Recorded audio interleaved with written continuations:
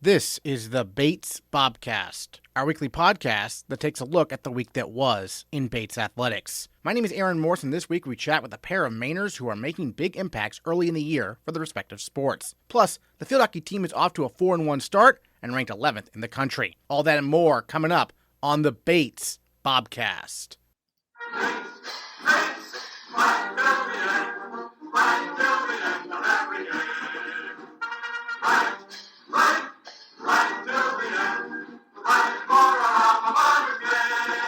The field hockey team is 2-0 in NESCAC play for the first time ever, and the Bobcats are ranked 11th in the country after defeating Williams 1-0 in overtime on Saturday. Sophomore Anna Lindeis scored the game-winning goal for Bates. Well, Anna, first of all, that Williams game, scoreless at the end of regulation. Take us through just how that game kind of went. I mean, obviously it was a battle out there. Yeah, it was a crazy game. I mean, all respect to Williams. They're a great team, and they didn't give us anything easy, so it was a fight for sure. And then take us through the penalty corner there in overtime where you got the game winner. It was honestly such a blur. Danny called the corner, and it was Molly Harmon and I at the top of the circle. She just looked at me and said, "Let's get it done." And I just shot it, ripped it, and went in. Yeah, because overtime, it's only 7-on-7, right? In overtime, there's fewer players. Is that right? Yeah, it's 77 full field. It's a lot of running. It's fun, but it's hard work. Were you happy that it ended like less than a minute in? Oh, definitely. I think if it went on for the full 7, that would have been crazy. But the team has been emphasizing fitness a lot. Danny has talked about. Tell us a little bit about that. Over the summer, I think we all took a huge initiative to just come in as fit and as ready as possible, and I think that's just given us a huge advantage. Great, and then you have a new role this year. You're center mid, which is what Riley Burns did and Grace Fitzgerald before her, so it's an important position. Take us through how you've adjusted to that role. Yeah, so it was definitely a big step coming in this year, and Riley did an amazing job last year. But I just wanted to do everything that I could to help out the team and just fill in the role as best as that I could. For those who don't know, what does the role kind of entail compared to maybe other positions? I think it's important in that role to just be the distributor and always be carrying the ball in and out, look for offensive opportunities, but at the same time I need to make sure I'm always back on defense, and I'm kind of just everywhere. Certainly, and then we'll take us back when you were in high school looking at colleges. What made Bates the place for you? Bates always just in the back of my mind I always had to add up everything to Bates. Just the academics were amazing. You can't argue that. And just the coaching staff and the girls that I knew before, they just made me feel like Bates would have me thrive as both a student and an athlete. Great. How did you first get into field hockey growing up? I actually started field hockey pretty late. I started in the middle of 7th grade. And at first, I honestly hated it. I was awful at it. And it wasn't until about freshman year where I looked and I decided, and I was like, wow, this is the sport for me. And then I had to work really hard to get to the college level, but I'm so happy I did. What was the hardest thing maybe to learn about the sport or to develop your skills and to become good at it? I think it's a combination of all the rules of field hockey. Yeah. It's actually so complicated. Right. And just having a strong field hockey IQ, because there's so much you can do with field hockey, and it's a sport that you could never master, if that makes sense. And the team this year obviously off to a great start. What's been some of the keys in your mind to the early success? I think the trust that we have in each other is unlike anything that I've ever experienced in a team. I think we know that we're all working so hard for each other, and just when you watch us play, the in and out balls, the way we can send balls into space and just run on without that much communication. And I also think communication, we've been doing such a better job, and it's so clear. You mentioned the rules of field hockey. The goal you scored, you all started celebrating. Then the refs were like, hold up. And you're like, what? What was going on there? Do you even know? The ref thought at first that the ball went too high. So if it goes above the backboard, then it's not a goal on a corner. Okay. So I don't understand, because it was clear that you could hear it from the hit the backboard. Oh my gosh, when the ref called it off at first, we were like, this can't be. So thank gosh they called it back. Yeah, they got together and discussed it. Is that what it was? Exactly. Okay. Yeah. Interesting. So in your normal course of play, you can obviously hit the ball high into the goal, but on a corner you have to hit it low. Is that what you're saying? Right. On a corner, on a hit in, you have to hit the backboard or below. Interesting. So it can't just go into the net. It has to go a certain height. Exactly, yeah. That's a rule I did not know. So see, we're all learning something. No, there's a lot of rules. Trust me. I don't blame you. Interesting. Okay, great. And then, big weekend coming up, right? I mean, you've got, I think, Amherst and Middlebury back-to-back. Tell us about what this weekend's going to mean for the Bobcats. It's going to be a huge, huge weekend. This week we're working really hard towards it, practicing our corners, just getting ready for two really amazing teams. And we're all excited, and we're all, keeping our heads down and just really focusing up this week. Excellent. Bates Bobcast 2-0 in the NESCAC. Anna Lindeis, thanks so much. Thank you. The women's golf team captured the Wesleyan Fall Invitational title over the weekend, and first-year Ruby Haylock won individual medalist honors by a 7-stroke margin. It's Haylock's second first-place finish of the young season, and the Leavitt area high school grad is our female Bobcat of the week. You're from Maine. When did you start taking up golf growing up? Basically, my parents raised me on the golf course. I was on the course in a stroller, and I started playing in competitive tournaments when I was 8. My first Maine Am when I was 10. You've won the Maine Amateur a couple times, right? Tell us about those wins, including this past spring, if I'm not mistaken, right? Yeah, so I won my first amateur in 2020. I was 15. That was crazy. I mean, you don't expect that to happen necessarily. It's all about, like, what can I do on the course these days kind of thing. So it's not like, oh, I've been playing really well lately or I've been playing really bad lately. It's what can I do during this time. And you said your first Maine Amateur was at 10 years old when you first played? Yeah. So what was that experience like? I mean, at age 10, competing against people who are much older than you, I'm sure, right? Yeah, the field, I think I was the youngest at the time. 10 years old. Yeah. And then the oldest ranges to like 80s. Yeah, that's right. But, I don't remember it that well. I just remember my dad caddied for me, and I had some of my family came to watch.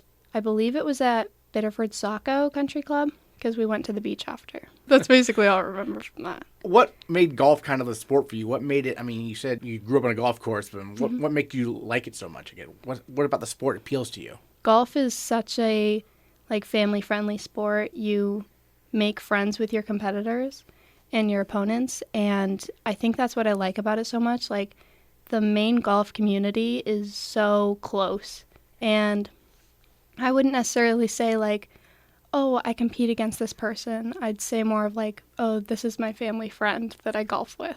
I think that's why I like golf, and it's all about like honesty and telling the truth, and you learn a lot of like good life lessons through it, and it makes you a much better person. So trying to get more juniors into golf is a big thing for me. I definitely encourage it in junior golfers, and I try my hardest to get everyone to get into it.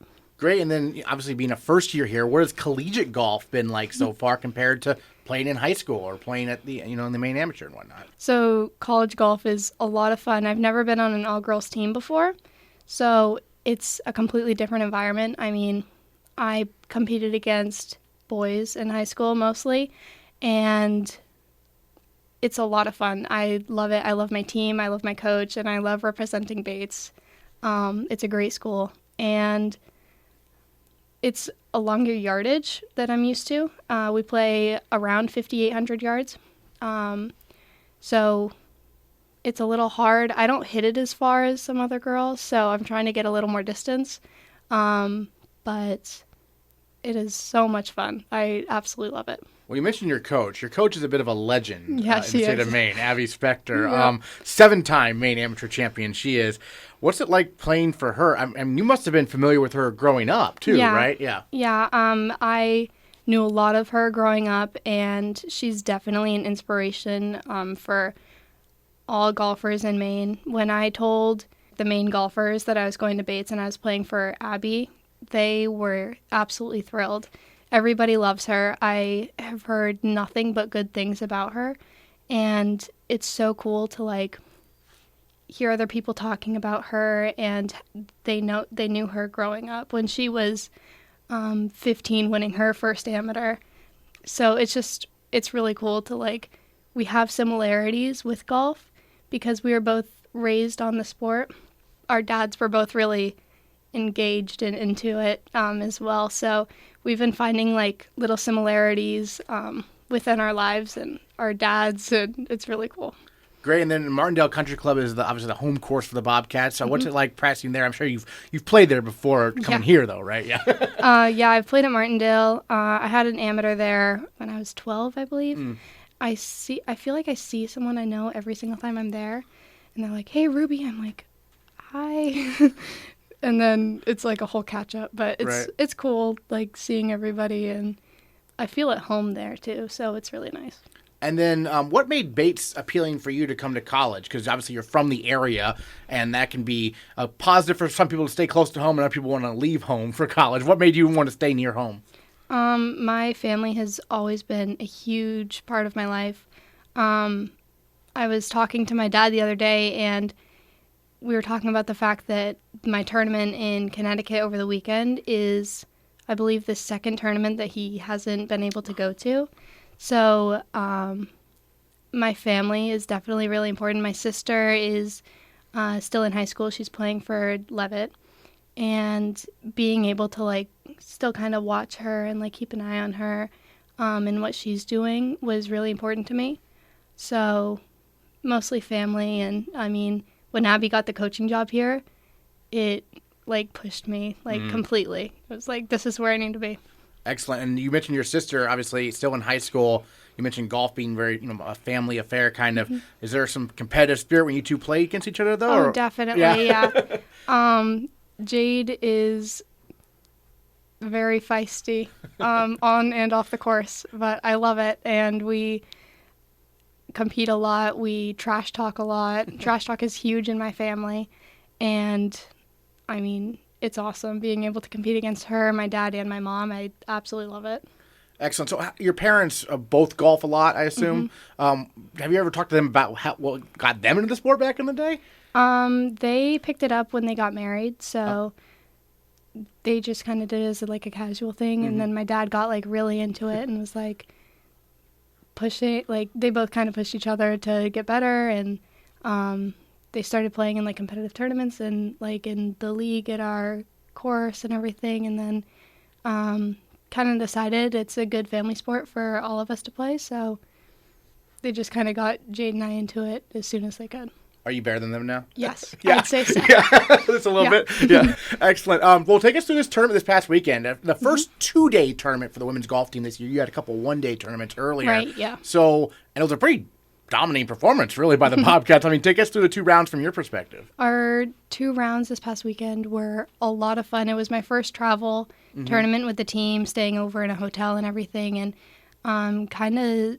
I'm just, like, seeing the dynamic of the team right now, like, seeing how they work together, how they work separately, trying to get a feel for, like, how they are on the course. Like, we give each other thumbs ups, and we're waving at each other. So it's kind of interesting to see how everyone, like, reacts to their game and, like, their mindset on the course. Some of them you can read really well. Like, you can see if they're doing well or not, and others it's just, like, I can't quite tell what's going on with you. But, like, it's interesting, definitely. And I absolutely love, like, competing for a team. It's so much, like, more engaging than playing for yourself because you have people, like, relying on you and relying on your game to win. So it's exciting. And then Sunday you had a bunch of birdies, I think. I was counting 5 or 6 birdies, I think, on Sunday. Yeah, I had 5 birdies. Yeah, 5 birdies on Sunday. And so the course, how did it play for you? I mean, you mentioned you working on length and whatnot in terms of your drives, but I mean, how did the course play? It seemed like you had a pretty firm grasp of it by day 2. Yeah, things were just kind of working. I don't exactly know how. Like, on the first hole, I had a really nice drive, a really nice second shot onto the green with my wood. It was like 185 yards out on a par 4. It was crazy. And then I made the 15-foot putt for a birdie. And then on the second hole, I didn't have a great shot. It was on the front of the green. I had like a 40-foot putt, and it went in. Like, it was just kind of stuff would just happen properly, I guess. But it was a lot of like ups and downs. Like, I doubled the 9th hole, which was really disappointing. Or no, I didn't double it. I think I went bogey, bogey, bogey on the last 3. That's what it was. I ended the front 9 1 over after my 2 birdies on the front. And then I went into the back little bit of a negative mindset at that point because I just got 3 bogeys in a row, and then I doubled the 10th hole. That's what it was. Okay, yeah. But then I talked to my coach, and I was like, I need something to eat because my mindset is going downhill, and my game is as well. So she brought me some food, and I started getting some birdies again. We were all set. Sometimes that's all you need, right? Yeah. A little bit of... It's crazy how much a sandwich can do for you, really. Exactly, yeah.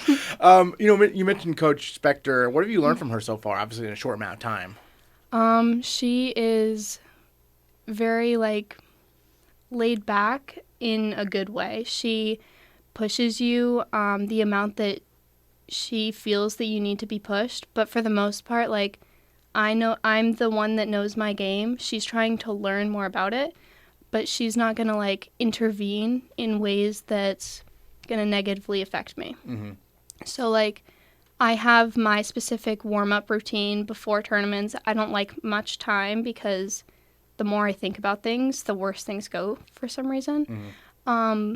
So she doesn't interfere with that at all. She lets me have my space and my time, and she just helps me out when I feel is necessary or when she feels that I might need a little bit of a push in one direction. Great. And then you mentioned the team and how fun it is to be part of a team with all women, right? Yeah. It's a small group too, right? I mean, there were only 5 people at this tournament, right. 4 in addition to yourself. But I mean, what's this group like? I mean, I know Alex Voigt-Shelley brings a lot of experience. She's a junior, a couple of good sophomores as well. Tell us about this group here. This group is very supportive of one another. We are extremely tight-knit, even with the boys team as well. Mm-hmm. So it's really nice to have that dynamic on the team where golf is a very individual sport, but at the end of the day, we're all working together to try to do what's best for all of us.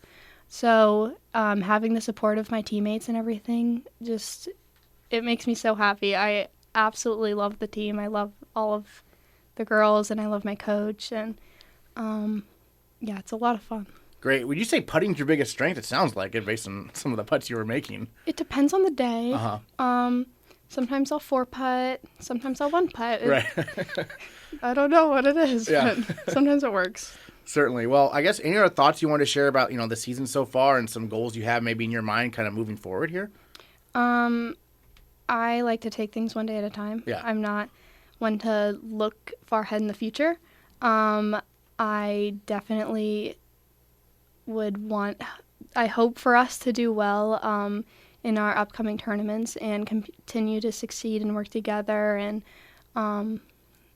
achieve what we want to get out of our season. So I'm just hoping for the best at this point. Sounds good. Our female Bobcat of the Week, individual medalists at the Wesleyan Fall Invitational, and the Bobcats as a team winners there at Wesleyan. Ruby Haylock, thanks so much. Thank you very much. The cross-country teams took on Tufts in the Bates Invitational Saturday at Pineland Farms. Junior Ned Farrington finished second overall individually and helped the Bates men defeat the Jumbos as a team. And he is our male Bobcat of the Week. Well, Ned, Bates Invitational against Tufts over the weekend. The Bobcats emerging victorious. You yourself got second individually. Take us through the race a little bit from your perspective. Yeah, so it was our first race under Coach Feldman as a whole team. So it was super exciting for everyone. The goal was to just kind of run in our packs. So for me, that was running with Victor Caring, another junior. Yeah, and our goal was to kind of hang off the top Tufts guy and see what we could do in the last couple miles. And yeah, we ran some pretty fast times. He was able to get us at the end, but he's a really strong runner, so we weren't too upset going 2, 3, and 4 in the meet. Exactly, and then take us through kind of the atmosphere. I mean, it's a lot. I saw the video that Matthew Hamilton made. A fun environment, right?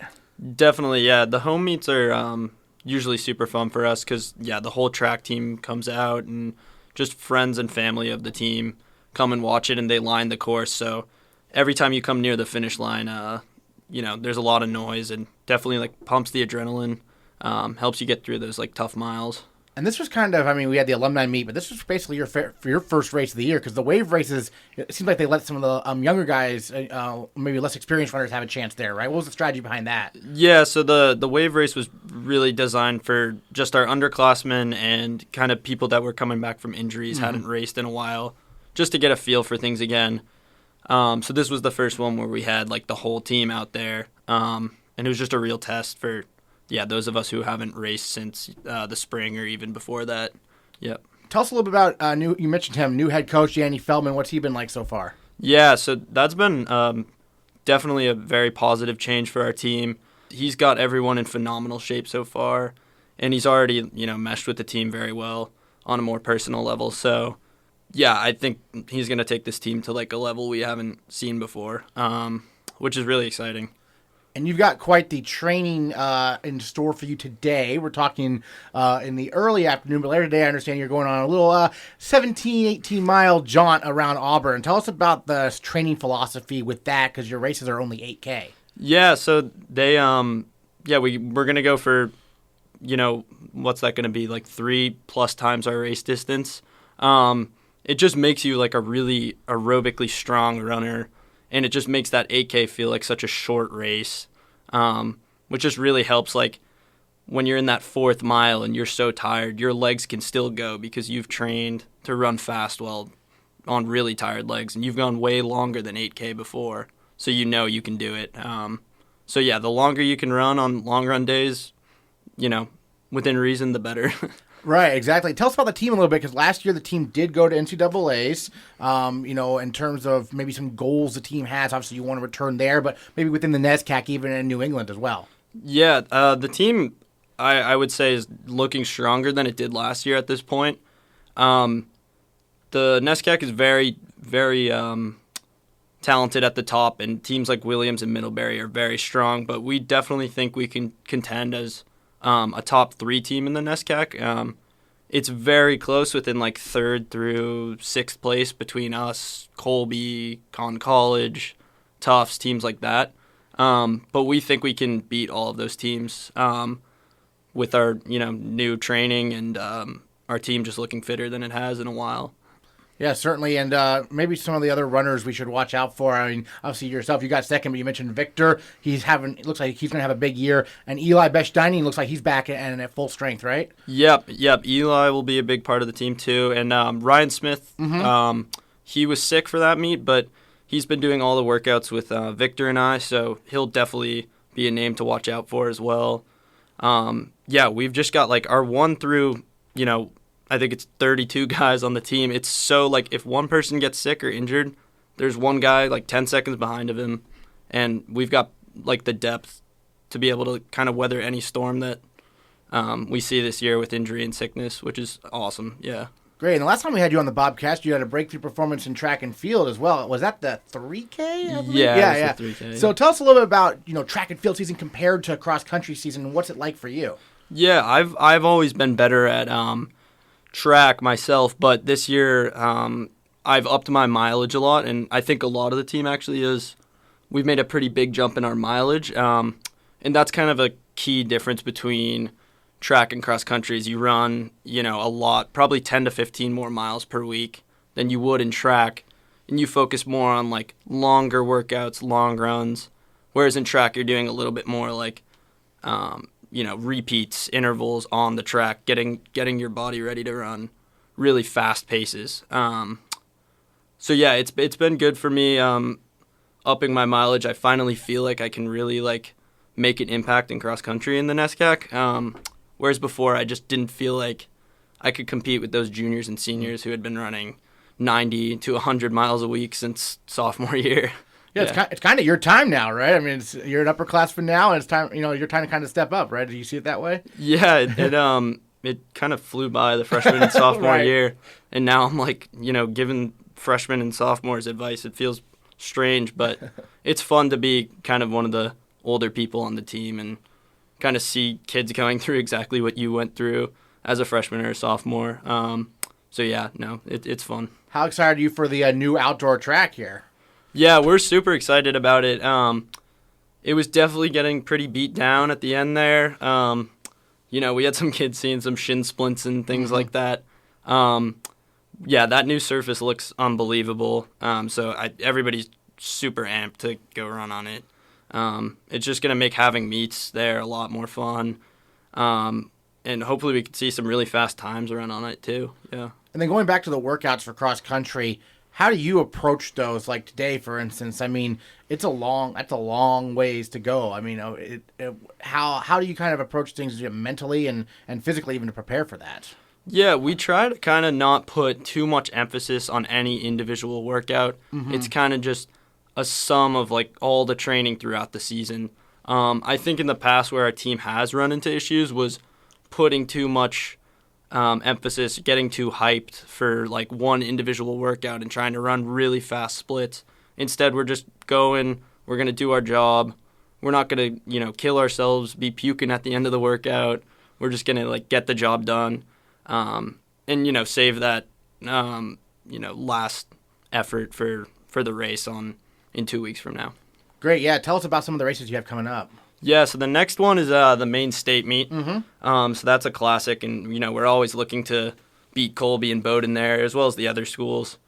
After that, the season really starts to get heating up. That's when we have the Conn College invite, where schools from like all over the country will come, and that's really important for the interregional rankings when it comes to picking wild cards for the national meet. And then after that, it'll be NESCAC's regionals. And hopefully nationals. Yeah, certainly. Well, Ned, any other thoughts you wanted to share on the meet this past weekend there against Tufts we haven't got to talk about yet? I just think, definitely look out for the Bates cross country team. I think we're going to be really strong, and definitely follow it. Sounds good. Male Bobcat of the Week, Ned Farrington. Thanks so much. Yeah, thank you. In women's cross country, senior captain and All-American Jill Richardson, who is from Auburn, Maine, easily won the 5K race at Pineland Farms, finishing more than 38 seconds ahead of the next fastest runner. For her efforts, Richardson was named the NESCAC Women's Cross Country Performer of the Week. Well, Jill, first place for you at the Bates Invitational. Kind of just take us through the race there, 5K there at Pineland. Yeah, me and Coach had come up with the plan before to just keep it controlled, especially like through the first mile, and then just kind of open it up and go with the flow for the rest of it. And for you, I mean, I saw you got a lot of the more experienced runners got the wave races off that week. What was kind of the strategy behind that? Because that's new. Because normally you have raced in those before. Yep. Yeah, it was just to kind of just get some more really solid training in and build up the mileage. Did you have training yesterday? Because I was talking with Ned Farrington. They were planning on doing a long run on the men's side. Did the women have a long run yesterday? Yep, long run at Spring Road. In the rain? Yeah, it was. We were all soaked after. So cold. What's that experience like? I mean, how long was that run? We did, everybody does like a range, but did about 12 that day. You did 12 miles? Yeah, just kind of back and forth. And, how's that compared to a race at Pineland when you're training like that? Obviously, it's much longer distance. Yeah, it's good because I think it's like a good foundation to have, behind that speed. You got to have some mileage there too. And then tell us about new head coach Danny Feldman. What's he like? Yeah, we love Coach Feldman. It's been super fun to have the men's and women's teams combined, and I think he's done a great job at building community and getting us all excited, and he's really good at making sure that everyone feels included. What's it like being a captain this year, being one of the leaders? It's super fun. One of my favorite things is me and Jordan and Elizabeth as captains get to like plan fun little team activities, like we have, game night and all that kind of stuff. So it's super fun, and I hope I'm doing a good job at being a leader for everyone. And what's one of your favorite team activities you've planned so far?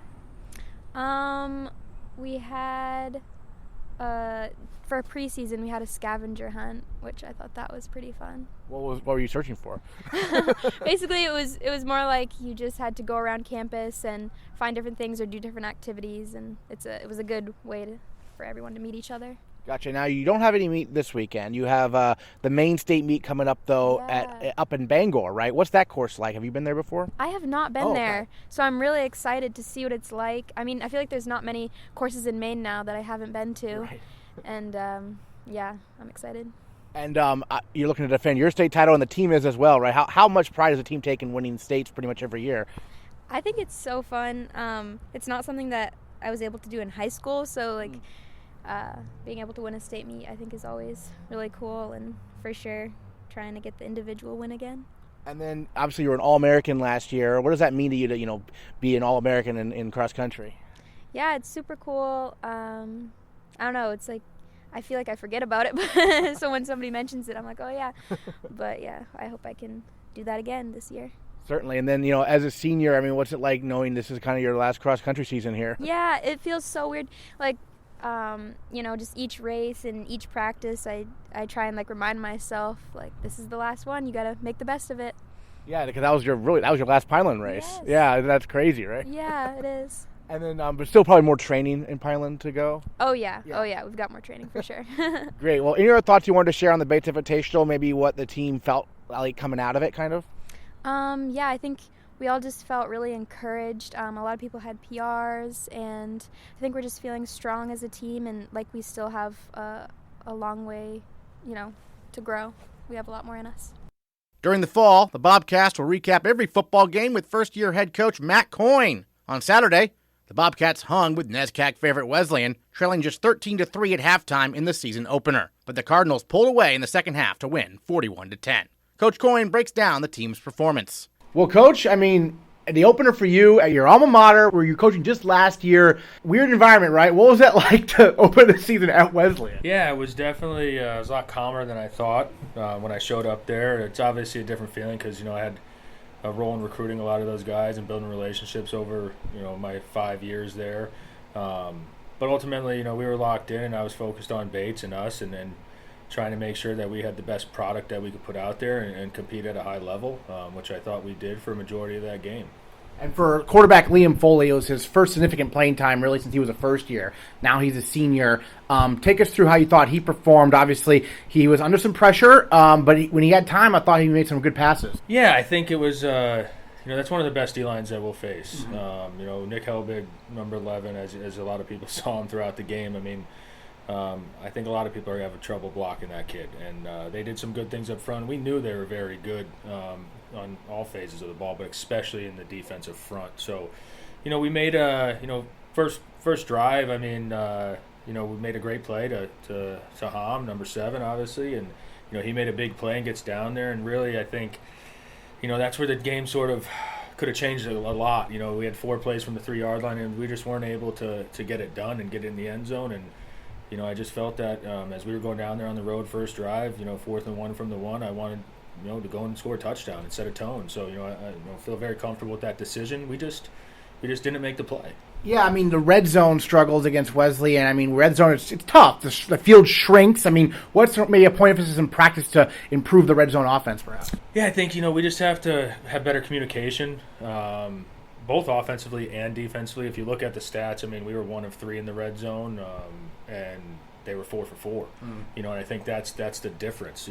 Those great teams finish in the red zone, and we're on our way there. We have a lot of work to do in understanding that we're 3 weeks into new systems, both offensively, defensively, special teams wise, and we went up against a unit that is has a bunch of fifth-year seniors and experience that have been in a system for over 4 years, and I think that sort of showed itself in the game a little bit, and it starts obviously with myself and our coaching staff down through the players of just understanding how we can be better in different situations, how we can put a better product out there, but ultimately, I think we fought and we showed up, and we were tough and we competed in that first half. It was 13-3, and obviously with some missed opportunities, we felt we were right there, and that's a team that is going to be up in the running for a championship this year. And so, I was really proud of that. I think obviously we just wore out a little bit. And Reza, his first start at running back, you're right away giving him the ball quite a bit. What do you see from him that makes him the guy who you're going to maybe have be a workhorse here? He's tough, man. That's just the staple point. I mean, he took a lot of hits in that game too, and he delivered a lot as well. I was very proud of him in his first, start at running back to be able to take 20. I think it was about 23 carries for about 88 yards. I think somewhere in that area against a good front again. Where there weren't too many big holes, and our offensive line works really hard and did a really good job of trying to provide those areas. But for Reza, he's a leader. I mean, he's focused, shows up every day, works his tail off in the off season. That's prepared his body to be able to endure that type of workload. So I was really happy with him. Being able to find some success in the run game, which is what we want to do. Obviously it's difficult when you get down and you're trying to, come back into it. But, I think we just could have done a better job of just complementary football. I think that's that's evident in the game. I mean, I think our defense got on the field a lot, and we're on long drives.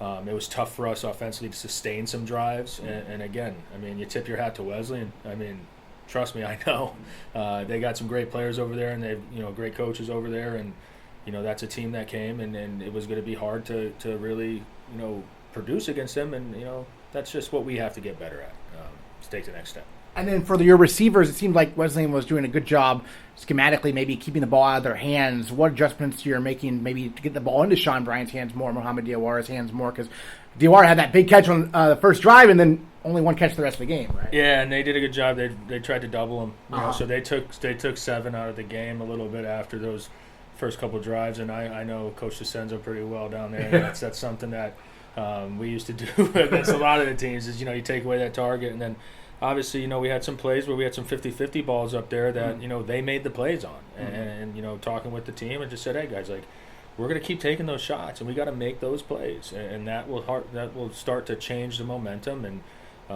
we have to find ways to move guys around into different positions, into the slot and into the, number 3, number 2 in a trip set, or moving into slot in a 2x2 set.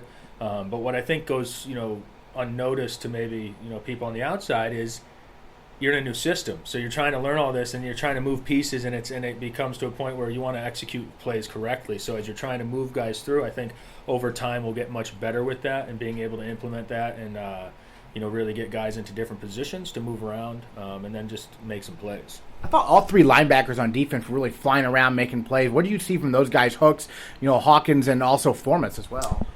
Yeah, I thought they played outstanding in their first go at it. Obviously some mistakes still that they have to clean up, but ultimately you don't really go through a full football game without making a few mistakes, no matter where you're playing. Tony, starting with him, I mean, he's ridiculous out there. I mean, it's very simple to see on the tape. When you turn it on, he's everywhere. He shows up, he's durable, very slippery. He's hard to get really engaged on. So he had a lot of times where there was 2 linemen coming to block him, and he was able to shock shed and go make the play. Had a big play against Logan on a reverse that, if he's not there, they probably walk in the end zone with a lot of lead blockers, turned into being a TFL.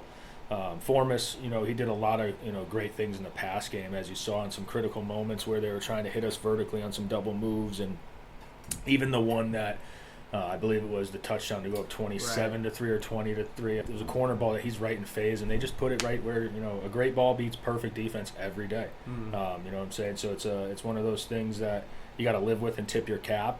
They took the shot, but he was right in phase. And then George, for his first time out there playing a lot, obviously did a really good job. He's very smart, intuitive, showed up in the run game and can run. And really, I think he did a really good job, with the workload.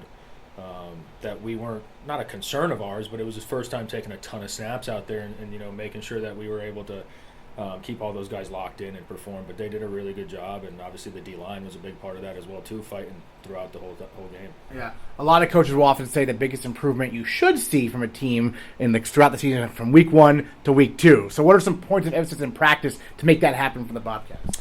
For me, it's communication. It's communication, alignment, understanding, what we need to do to execute on a high level.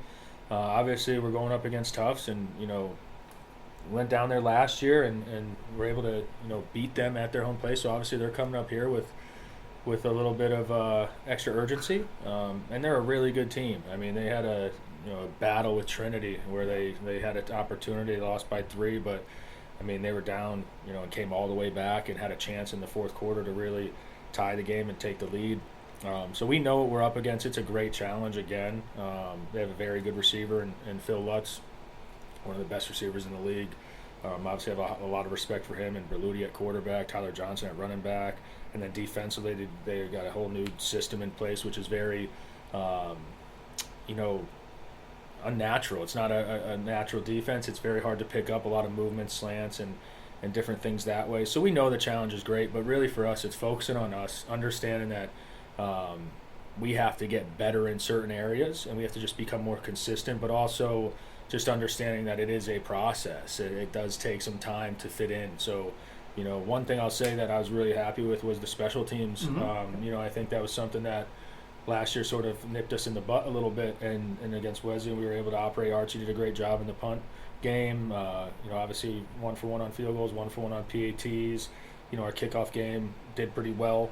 Kick return game was up, showing up. So that's one area that, we can feel pretty, optimistic about and proud of, and just continue to get better. But we understand it's a process. We understand we have to figure out ways to get the ball in the hands of our playmakers, and on defense stop them from getting the ball in the hands of their playmakers.